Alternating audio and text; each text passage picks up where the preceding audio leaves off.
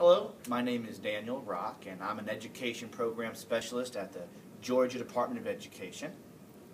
And my name is Larissa Foster, and I am an 8th grade ELA teacher at Villarica Middle School in Carroll County, Georgia. I'm also the ELA department chair and the grade level chair in my building.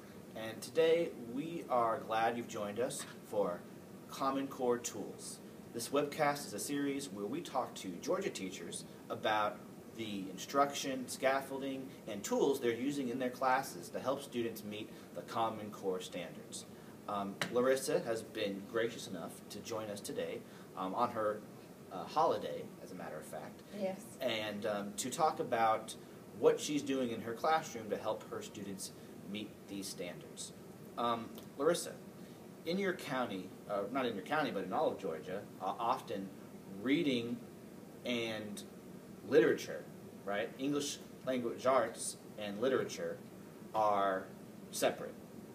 And you guys had a conversation about that in your school. Can you tell us about that? Yes, we did. Last spring, when we started looking at the way that the Common Core units that the state began producing in the spring were written, one of the things that we realized in looking at those units and the new standards is that the curriculum is very integrated. It would be very difficult for a teacher or a team of teachers even to pull out, okay, these are the language arts-based tasks and these are the literature-based tasks into this is what I'm going to do in my literature class and this is what I'm going to do in my language arts class. Right. The curriculum is very integrated. So we advocated in our building and some other buildings across the county for a block-taught ELA class, an English language arts class that combined all of those things the same way that the unit has been combined. What does a block-taught class look like? It's 2 hours. I have a block 12, which is my first and second period class, and I have a block 67, which is my sixth and seventh period class. It's 2 hours of English language arts. 5 days a week? 5 days a week.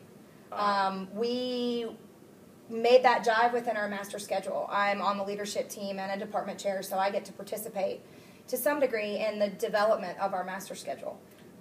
Can you just tell me quickly, 2 hours class? Yes. What are some keys to making that work? Good planning.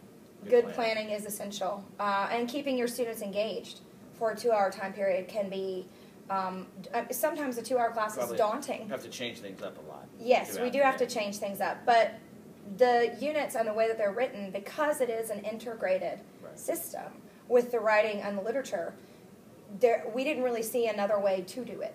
Actually, the standards were written with the assumption that writing and reading go together. So students are reading about what they're going to write about, and they're always writing based on things that they're reading. So everything is sort of text-based. So it would be a real challenge to separate those two, and so that's how the units were written. And your county, did you say, has adopted the units? We have adopted the units with fidelity. And in our county, we recognize that reading and writing are two branches of the same tree. Right. And it is essential that they be taught together. And in fact, the two skills develop together. Together, exactly. And it's much easier for students to develop their writing skills and even something as simple as their grammar skills if we're doing it in an integrated way as opposed to teaching those things in isolation. Excellent. So we're going to talk in a minute about how you took those standards and created assessments that would balance the reading and writing in an integrated way. Yes.